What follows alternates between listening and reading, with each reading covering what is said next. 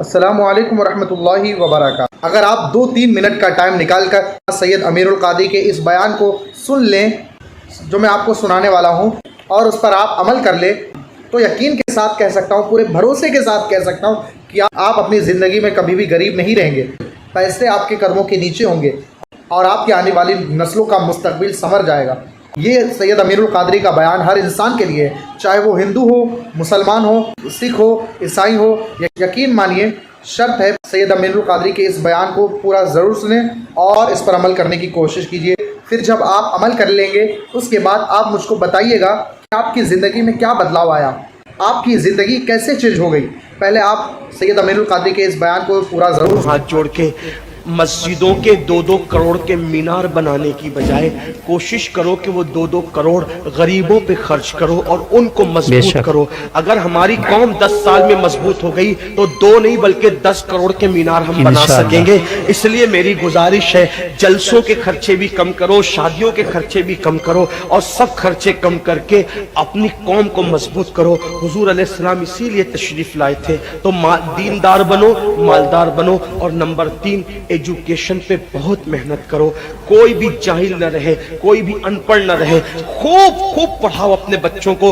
10वीं 12वीं तक कभी मत रुकना, बल्कि अपने बच्चों को IAS बनाओ, IPS बनाओ, डॉक्टर बनाओ, इंजीनियर बनाओ। डॉक्टर भी BOMS वाला मत बनाओ बल्कि MD और आला से आला डिग्री दिलाओ। अब आप कहेंगे मौलाना पैसे नहीं है। मैं आपसे कहता हूँ, हर साल ईद पे नया कपड़ा न बनाना पड़े न बनाओ, धुले हुए कपड़ों पे ईद कर लो, लेकिन अपने बच्चों की तालीम पे खर्चा करो। इसी तरीके से किसी और जगह पर पैसे लगाने की बजाय 10 साल अगर इन 3 निकात पर आपने मेहनत कर दी, दीनदार बनो, मालदार बनो और एजुकेशन को आम करो। हर बंदे को पढ़ा लिखा बनाओ। आप कहेंगे मौलाना नौकरी नहीं मिलती। मैं कहता हूं, हम नौकरी के लिए नहीं पढ़ते, हम अच्छा इंसान बनने के लिए पढ़ते हैं। इसलिए कि पढ़े लिखे की तिजारत में अनपढ़ की तिजारत में फर्क है, पढ़े लिखे की गुफ्तगू में अनपढ़ की गुफ्तगू में फर्क है, पढ़े लिखे के उठने बैठने में अनपढ़ के उठने बैठने में फर्क है। देखो, आप ये नहीं कहता हूं कि आप सब अनपढ़ हो, लेकिन एक बात आपसे कहता हूं, महफिल में पढ़े लिखों का अंदाज और होता है, अनपढ़ लोगों का अंदाज और होता है। खाने में, पीने में, उठने में, बैठने में तालीम को आम करो।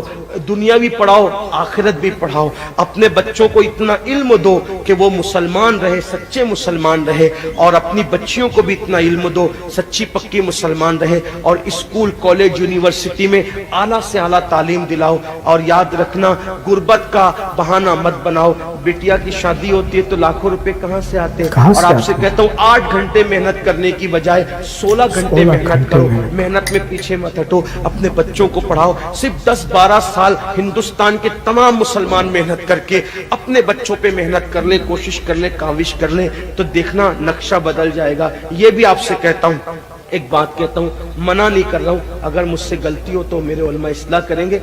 आप मेरी जात को देख के कबूल नहीं करना। बाप के चेहलुम पर 40 देग पकाने की बजाय 1 देग पकाओ। उन 40 देगों का खर्चा बचाकर किसी बच्चे की तालीम पर अपने बाप के इसाले सवाब के लिए खर्चा कर दो। पीर साहब के मजार पर 1 लाख की चादर लाके डालने की बजाय 100 रुपए की चादर डाल दो।